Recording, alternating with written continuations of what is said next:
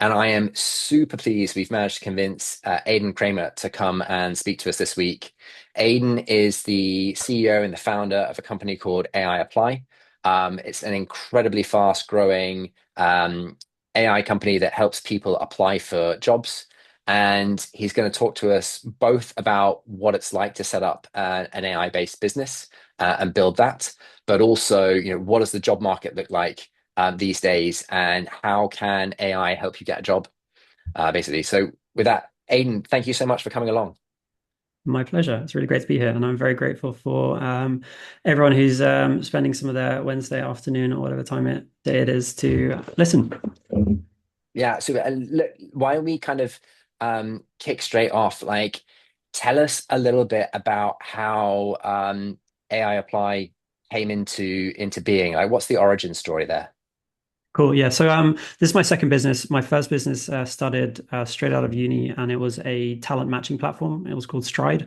So it's kind of the UK's version of Handshake. We connected recent grads with jobs at startups, and I kind of went down the VC route. We raised some money and ran that company for about 8 years. It was a slog, but it was a good journey, and ended up exiting that company about 5 years ago now to a company called Liquid Friday, which is on the South Coast in the UK. I stayed on with those guys as like product lead. And then after my 2 year handover with them, I was back into explore mode, playing around with a ton of different things and new technologies. And it was around the time OpenAI released its API. So very quickly realized like what impact kind of this new technology was going to have on the world a whole, the economy, the job market, and also like what things we could do with this for consumers and job seekers that we just weren't able to do historically. So really just got out and started building. Posting publicly, coming up with ideas, and fleshing out like what was going to be possible with this new technology and what people cared about. So I started sharing my projects, my learnings, on social, on Twitter, on TikTok, and managed to find a co-founder who was also doing the same thing, kind of sharing ideas, building stuff. And we started kind of going deep on a singular problem. We wanted to build for consumers. We wanted to build for job seekers. We kind of saw the disruption that was coming and wanted to get ahead of it. And that is where aiApply came from. So aiApply, like big picture, we're trying to build candidate side infrastructure for the job market or the future of the job market. And aiApply today is a suite of tools. It's prosumer SaaS, and we help people go from preparing to get ready for the world of work through to applying and submitting applications, and then through interview support and post-interview support. And we have kind of a feedback loop that ties them all together to build a comprehensive picture of a job seeker, and to find relevant matching opportunities for them. So that is, yeah, that's where it all started. Amazing. And I don't know if you can share any numbers with us, but can you talk us through the a bit of the journey from like how long did it take you to build the first product, and like when did you kind of start to see demand come through? Sure. So yeah, I think like there's probably four distinct stages of the evolution of the company. The first one was very much like product marketing fit.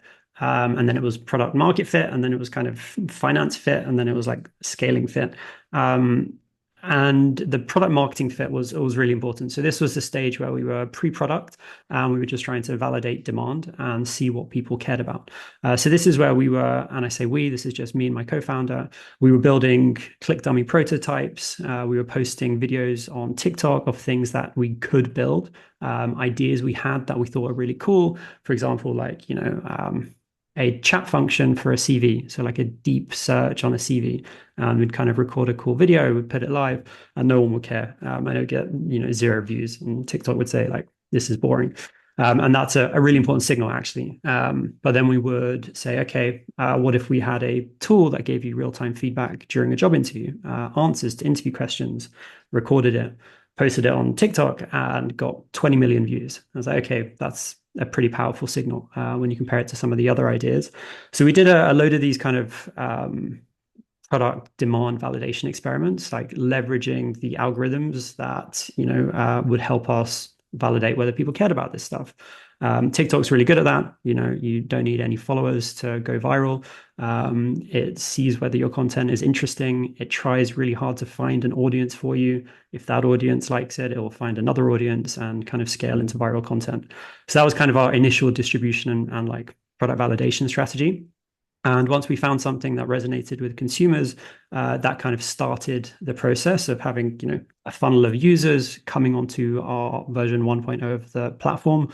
Um, and funnily enough, that the version 1.0 of the platform wasn't directly aligned with the kind of content we were putting out, because we were putting out content for stuff that hadn't necessarily been built yet. But our mousetrap, our landing page, our product 1.0 was initially very basic. So we had kind of a Q&A for interviews rather than this real-time transcription. We had a cover letter generator, which at the time was quite unique and novel, 3 years ago. But that was our mousetrap. We validated that we could get people to the product, and we had this like fire hose of people coming down the top, and it allowed us to experiment really quickly on the product, and find out what people were willing to pay for, and optimize and go really deep on the build. So that was like a really fun and exciting time, because we were dealing with tons of users that were shouting at us and telling us what they wanted us to build. And credit to my co-founder, kind of locked himself in a basement for 3 months, whilst I was, having fun putting out content, and he was just relentlessly like shipping and building and fixing the problems that all these angry customers wanted. But within that, like we really did validate, this was a high pain area to try and solve for. We had kind of a long-term thesis on like building for consumers in the job market. We managed to monetize our first users through like a very early version of our product. And we managed to like find a distribution channel that made sense and was theoretically scalable. So that was a fun period. And that kind of got us to a point where we, started monetizing. We got to maybe like 10K in MRR. And the product was evolving so quickly, we quickly got to a point where we had found, some kind of product market fit. So we'd gone from like validating the distribution to then building a product that solved the problems that the users were coming to us for. And then we had like this early signs of product market fit, that we were monetizing them, that they weren't churning, that, some people were happy. And then that allowed us to, keep placing slightly bigger and bigger bets. So, from the money that was coming in, we said, we have this distribution channel, which is myself. How can we step that up? It's like, okay, rather than me posting content, we'd, place £1,000 bet with a few different influencers, and we'd grow that. We place, a few £100 here and there for different newsletters and for different channels. And eventually we found some more stuff that worked. We got to around 20K in monthly recurring revenue, still profitable from day one, like 5 months after launch. Had kind of marketing fit, had very early product market fit. We knew like what the product eventually was that people really wanted and we wanted to build. And then we needed to make a decision on finance.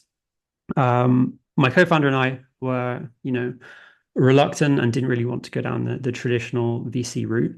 I had been down it before. I had known like the constraints that come along with it. And we wanted to bootstrap this, but we also saw that there was a big opportunity in front of us, and we weren't able to do all the things that we could have done with a bit of money. We wanted to go all in. We needed a bit of a salary. If we took money out of the business, we weren't able to like hire some engineers or the people that we needed. We weren't able to place bigger distribution bets. We weren't able to, get earlier into starting to try and scale performance marketing. We couldn't hire a designer, all of these really important things that would have happened eventually, but we wanted to accelerate. So we figured out like what kind of shape of a business this was going to be. We didn't think, or we didn't, want to go down this is going to be a unicorn, a 10-year bet, sell our souls. But we thought this could be a really nice business. And if the market did play into our favor, it'd be a great business. So we decided to raise a bit of money. We went to a few angels and some small funds, credit to a fund called Hatch Ventures, SEIS fund in London. They backed us along with a handful of angels. We raised 500K. And then we were in a position where I was like, okay, we have some capital now. We have distribution fit. We have product market fit. We know what we want to build. now we can start placing bigger and bigger bets. So that was a really exciting place to get to, and that was about 6 months after launching. So we had de-risked, at least internally, all of the things we needed to de-risk to go all in on this. And yeah, the rest of the journey was more traditional, kind of iterating from users and scaling with like senior kind of marketing talent, which I'm happy to go into. But I've been talking for a little bit, so if there's anything you want to dive into or divert me, then please say. Yeah, amazing. Right, I've got so many questions, so I'll ask a few of them and let the audience kind of follow up. Um, for me, I think one question I'd love to ask, you're building an kind of AI first product at a time when generative AI is kind of blowing up. I guess that gave you a lot of like exciting possibilities about functionality that you can build, but also I'm sure you felt like a lot of competitive pressure that people could also kind of start building those things. How do you think about staying ahead of the competition and building a moat when the cost to build is decreasing so fast? Yeah. So it's a tricky one. So I would not want to be building this business now. But I was very happy to be building it, 2.5, 3 years ago. We were a first mover in this space when it comes to a lot of the kind of agentic application automation that we have and are building. And being a first mover is great. We get early positioning, we get organic benefits from search. We get, the ability to raise that small amount of funding, which may be a bit harder now. And it also kind of we avoid that cold start problem with everything associated with the content distribution. We couldn't go viral with our products now. The performance marketing spend, it's a lot harder to compete like from zero now. So it was a case of just being at the right place, the right time with the right product, and that changes so quickly. And to build a moat in consumer is just about continuing to accelerate. Accelerating, keeping our head start, and doing so in like a way that fits the proposition that we're delivering to our users. Um, but yeah, it's a constant question and a constant challenge. Like I'd be lying if I said I knew what the world of tech's going to look like in the next 18 months. I think a lot of people would kind of agree with that. But right now, we know where the market's coming in terms of job seekers. We know where we're positioned in that market, and we know there's going to be a need for this kind of infrastructure layer between applicant and job listing that works for the job seeker and also works for the hiring manager. Because I'm sure we'll get into the fact that hiring managers' inboxes and ATSs are getting flooded with low quality candidates, and happy to touch on what we're doing on that side of things as well. Yeah. Amazing. You said you started out with you. Sounds like you were doing a lot of marketing stuff. Your co-founder was on the technical side. What does the team look like now, and how have your roles as co-founders changed as the business has grown? Um, yeah, so we're still very small, very lean. Like so, there's 10 of us in total, and I think that the next kind of key hire after that, like finance fit, after we raised a bit of money, was how do we scale up? How do we keep our head start? How do we keep our advantage? And that was like hiring on growth. So we made like a very big bet in terms of our first real hire, which was like a CMO who had worked on performance for very big brands, Deliveroo, Depop, Perkbox. Guy called Johan, who's been brilliant and has basically come in like almost founder level and just taken full ownership of our distribution. And that has been amazing. And then, yeah, we've tried to do as much as we can with as few resources on the engineering side as possible. But unfortunately, my co-founder is only human. So building out like a few small engineering pods was critical. And they remain small. I mean, we kind of have like one squad in the traditional like product sense, working on like the whole product. I think we have as many agents running internally on Slack on different areas of the business as we do actual engineers now. So yeah, the world is evolving very, very quickly. My, role as kind of CEO, I've been very heavily like um, focused and I care about the product. But we are in the process of kind of hiring a PM to yeah, take ownership of that, which will be interesting. So now my co-founder and I can kind of step back from corporations and think about what are the next big bets we want to place with the business. Yeah, amazing. Just a couple more questions from me before I throw it Mhm. open to the audience. Like, firstly, you've been on this journey now for a few years. Like, what's been the biggest challenge? You make it all sound like almost easy in terms of like sticking stuff on TikTok and seeing what goes viral and then building that out. Like, what have been the kind of the big challenges or the things that have kept you up at night? So after we raised a bit of money, after we hired kind of head of growth, we, kept scaling and doing what we were doing. So we focused on like building a resume builder because that's what people cared about. And that's like a real rabbit hole with like a ton of variables to actually do really well. And then we focused on building kind of this job tracking and building like a Chrome extension for various things. And we kind of spread ourselves too thin and really lost sight of like the core fundamentals of like what is the job to be done of a job seeker, right? Like what do they actually want? They want interviews. They want us to deliver interviews to them. And we weren't doing that with the core product. So after a few months after raising, like we hit a bit of a ceiling in terms of growth. We weren't scaling MRR as quickly as we wanted. We'd kind of plateaued because we thought we could just keep doing what we were doing and pouring fuel in the top of the funnel, and it just stopped working. So we needed to really go back and basically reinvent like what we were offering, figure out what the thing people cared about was, what we wanted to deliver, and that was interviews. And we deliver interviews through applications, and we deliver applications through building this whole infrastructure for pulling in listings, finding matches, submitting applications, managing like the inbound, and really helping people on that journey to getting a job. We focused too much on building like this magic tool that no one really cared about anymore, and we needed to focus on like what was it that a job seeker really wants and cares about. So we needed to just overnight say, like, we're not going to do this anymore. We don't have resources to set up two different teams. We're going to go all in on like one area, which was kind of this application infrastructure. We're going to take a short-term hit, and yeah, this needs to be done now. And it didn't feel like a time to be pivoting when we were still, growing and profitably, but we weren't growing as fast as we were. And we needed to get back on that trajectory because in today's world, like it's all about the speed at which we can keep scaling. So that was a strangely difficult period, like one down month of MRR growth and a few flat months of like actual growth. But whole team got around to it. We changed the direction of the business, and then we got back to scaling again. So that was great. And I think there's going to be lots of examples of that, like along our journey. But now, like we're confident. I'm confident that like my team is capable of changing direction when we need to, of going after the things that we need to do. So that, yeah, gives me confidence.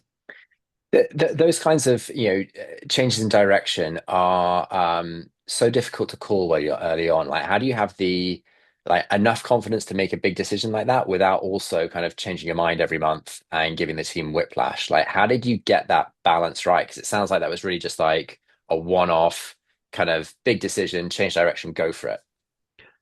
I think the whole team is kind of aligned with this idea of placing bets. And it's something that we've been doing from day one. As I said, those like £1,000 bets on influencers, that they were just bets with the capital we have. And then we were placing, 10 grand bets on like YouTube ads and billboard campaigns and, 20 grand bets on like trying to scale performance. And the same is true of product. So, we allocate like a month or two or a sprint or whatever it is to validate a direction. And if it works, we can go all in on it. I think one way to de-risk that is keeping this idea of like demand validation through content. So, when we reached some kind of walls, we mocked up like what the perfect experience was for a user. We tested loads of formats and, we had some like really good signals from our social content. We went viral again from this proposition of something that didn't quite exist yet. So a combination of things are like, okay, we have demand, like the data looks good. We've been flat, like, and no one on the company is kind of comfortable in that scenario. We need to change direction. We just need to, yeah, we need to place a bet here. Um, it's not easy. It's never easy. It can go both ways, and it's just sometimes it's a coin toss. But yeah, we just got to make it. Yeah, very nice. Final question from me then. Um, you're obviously working with job seekers in the market today, and yeah, everyone complains about the job market today. What are the sort of non-obvious insights that job seekers should know about looking for a job in today's market? Job market is very bad. It's really tough. I still have like 10 odd customer calls a day, and it's like bleak on the front lines. It's really hard. The data we see on actual job listings, over 30% of the listings we pull in are like either fake or scams, like multi-level marketing scams, or just like data harvesting from, recruiters or competitors that are just posting jobs to acquire traffic.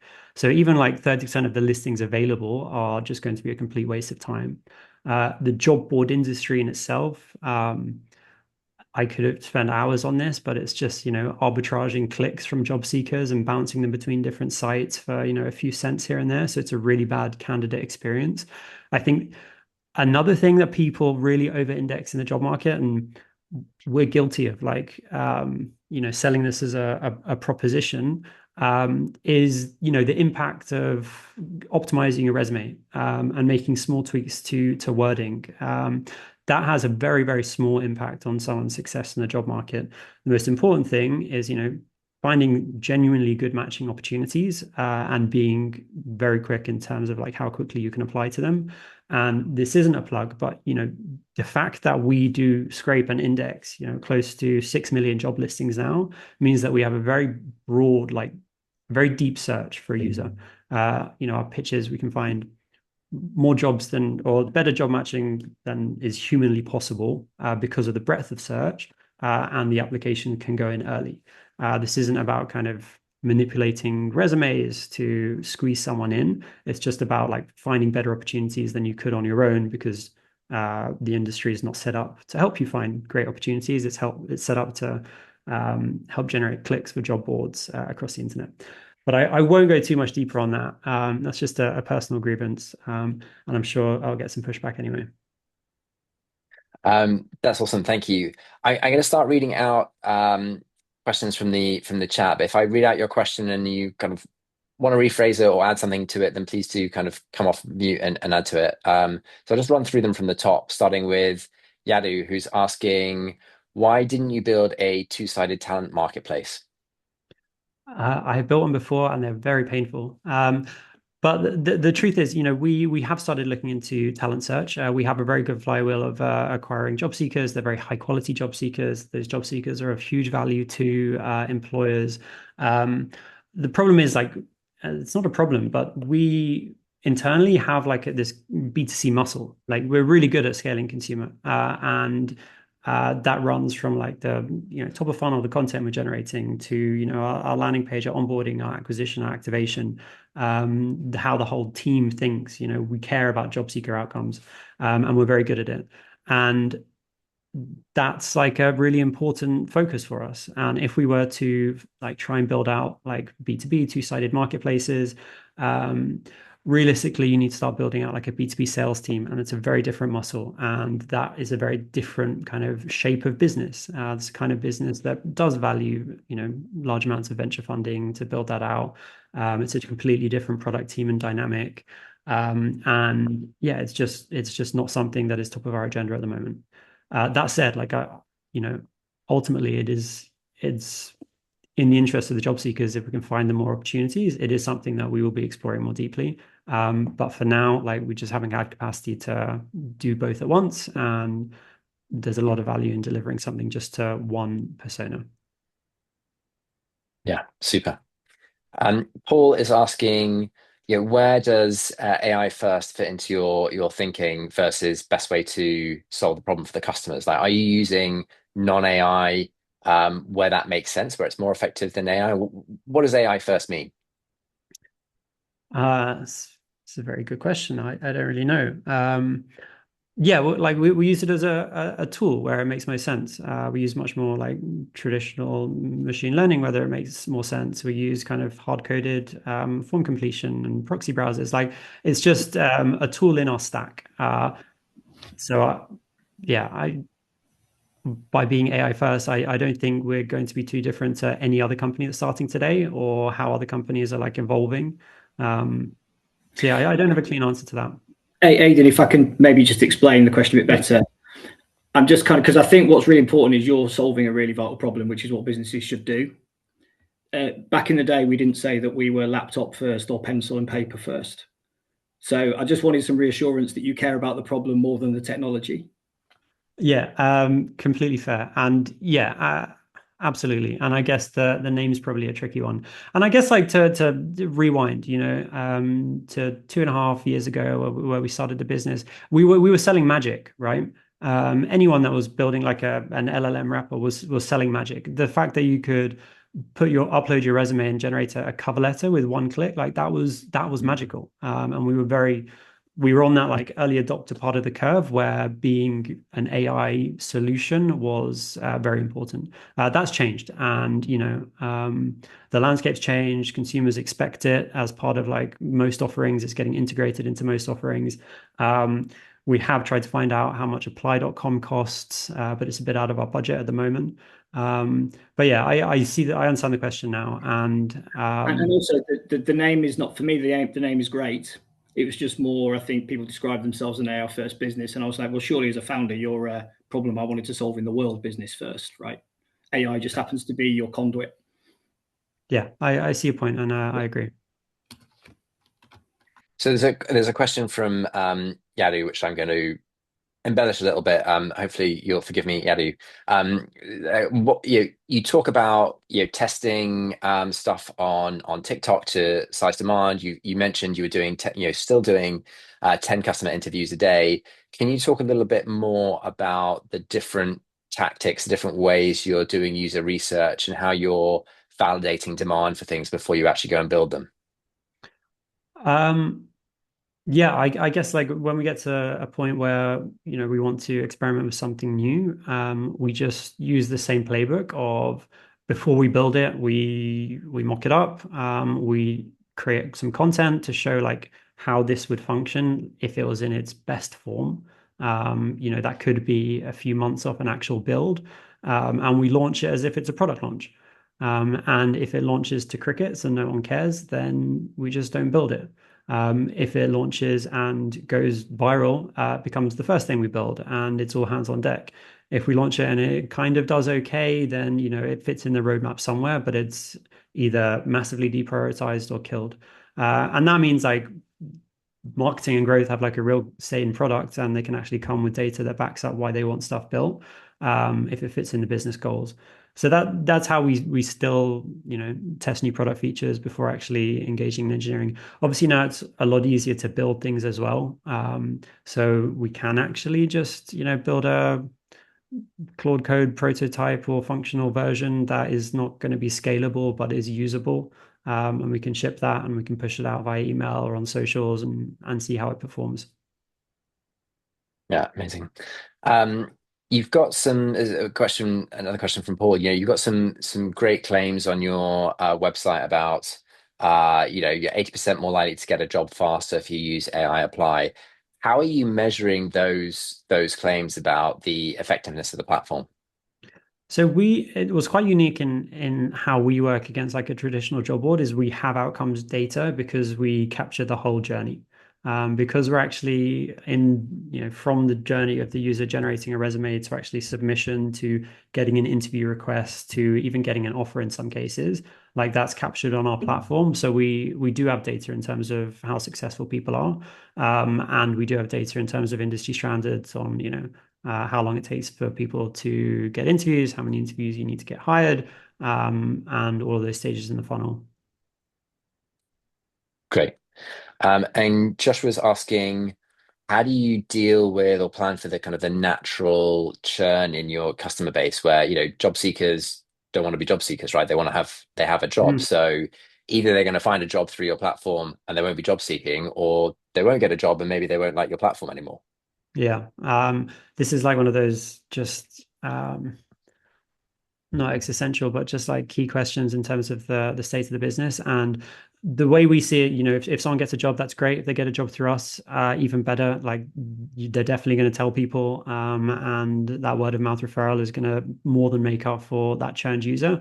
But ultimately, like, yeah, it's consumer SaaS and it's job seekers. Like churn is inevitable. So we don't really think of it in the traditional unit economic sense of, CAC to LTV. We care very deeply about making sure like our month one revenue is above our CAC. And then it's about how much value we can get from that user during their life cycle of actually being a job seeker, and hoping that they come back when they're looking for the next job. But that's less important for us. It's much more kind of in a, probably more of a transactional business sense, how we think about scaling and revenue. Yeah. Okay. Super. Um, Yadu's asking, you mentioned fake jobs before and how big a problem. I think you said like 30% or a third of job postings are fake. Is there any kind of solution to that, or have you got plans for combating that from a candidate's perspective in the future? So it's very difficult. It's ultimately like the responsibility we believe of like the ATSs who host the listings to do some pre-screening, just as they'd want us to do some pre-screening on the candidate quality. But the safeguards we can put in place are because we're managing the applications on behalf of the users. If we see anything like a message that looks suspicious, then we flag that, and we kind of we built some interesting like gamification loops for users that if they flag fake listings or scammy messages, they earn more credits within the system. So we have kind of our own internal like safeguarding, but ultimately it's where the jobs get posted, and those jobs get posted on the main ATSs, and there should be much more, safeguards on that side. Great. Mark is jumping in with a question saying, which component of your product is key, or like, how do you rank the importance of matching opportunities versus CV prep, interview prep, and have you learned which is the most impactful for candidates? Um, it's a combination. So like CV prep super important if someone has a bad resume, just for like getting the fundamental structure down, but it's not going to help with the optimization. Uh, Interview prep, like it's the end of the funnel. So actually building a feedback loop on how well someone performs is really important. Um, and then matching opportunities is obviously key to our like core value proposition, but these opportunities are available elsewhere. We're selling like the time saving of actually submission and the breadth of the search. So it's a combination of all of them. Um, yeah, I wouldn't say it's a single one. Mhm.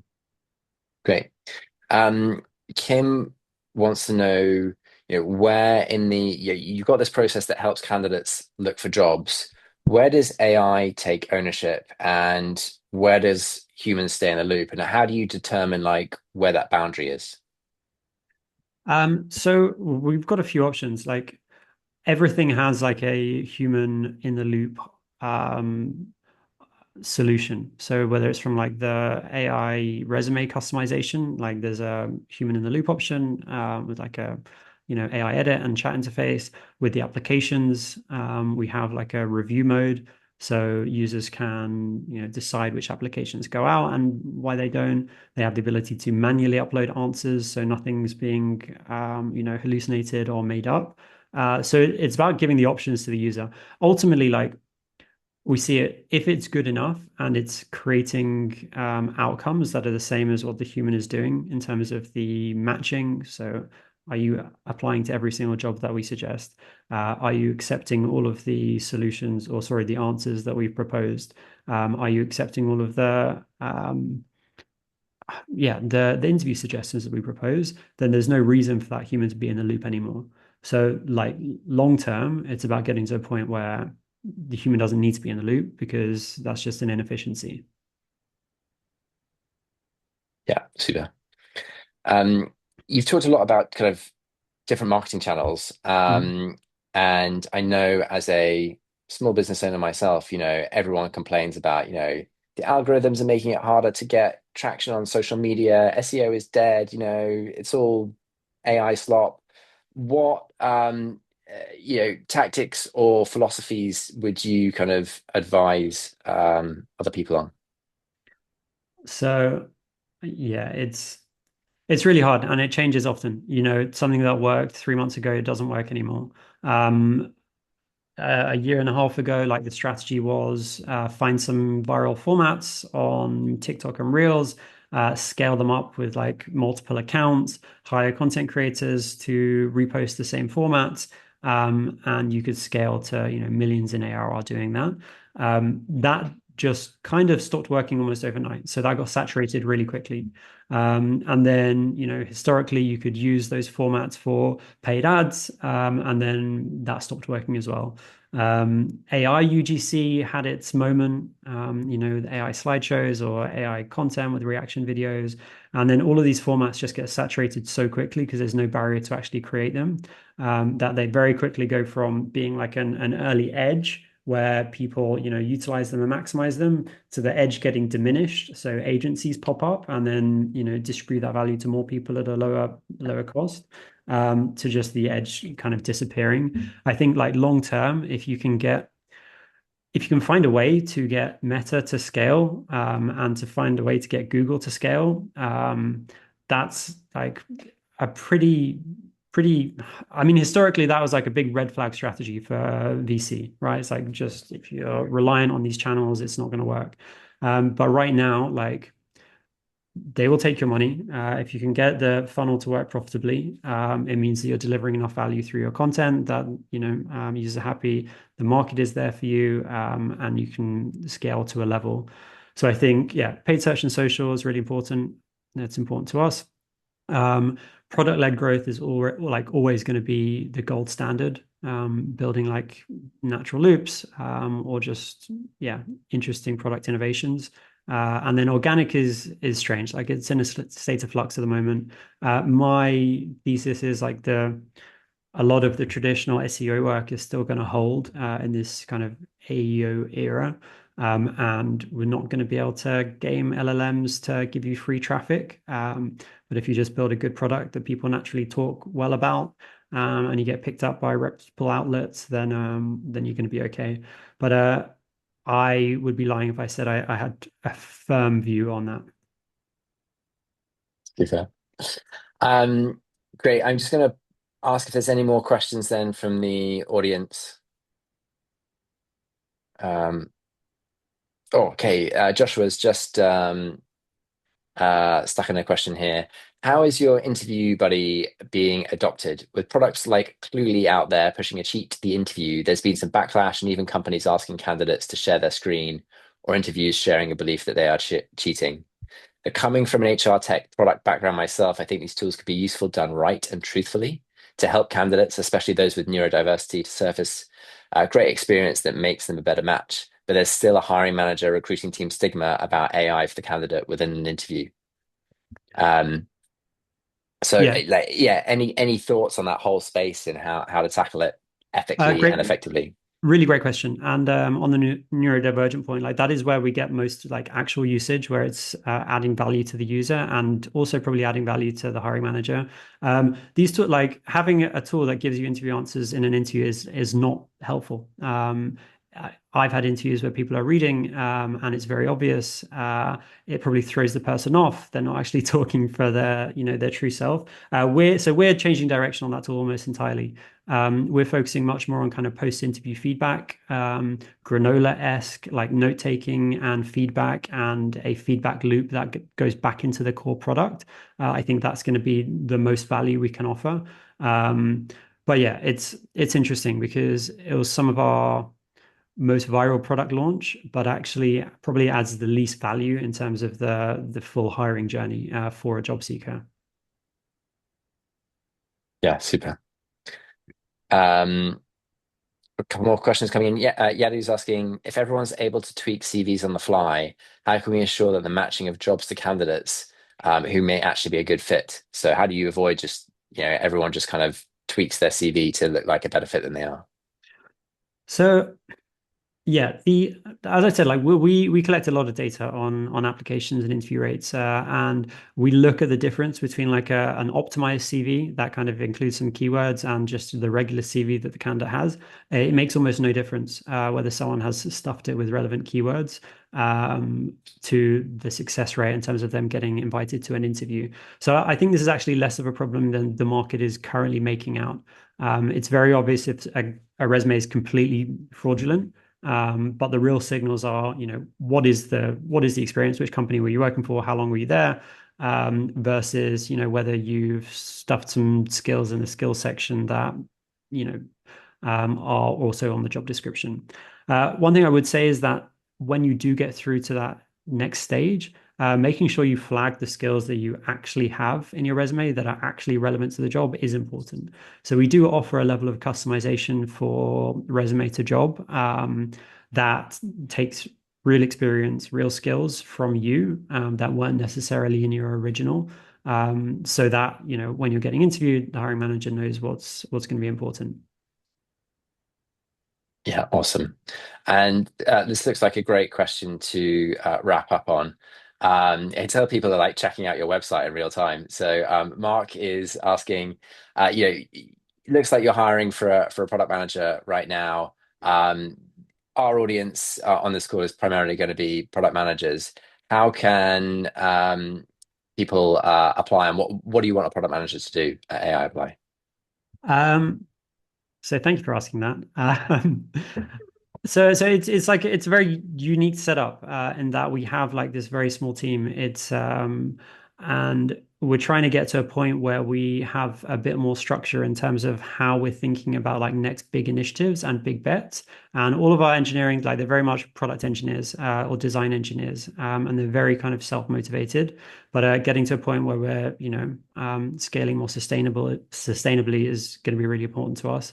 If you are looking for a role and interested in what we do, then drop me a follow on LinkedIn or X, and I'll have a chat with anyone. So yeah, please do share it, and would love to speak to some people. Amazing. We'll make sure we mention that in the write-up. Thank you. Um, Great. Well, look, I'm going to wrap up there. Aidan, thank you so much for coming in and talking to us. This has been like absolute incredible tour across like AI startups, the job hunting market today, and all sorts of things. So really appreciate you sharing your expertise with us. My absolute pleasure. And yeah, thanks again for everyone that spent their Wednesday afternoon to listen. I hope there was some value. And yeah, if anyone wants to chat, regardless of looking for a job, then always open to it. Super. All right. Thanks very much. Thank you. Bye.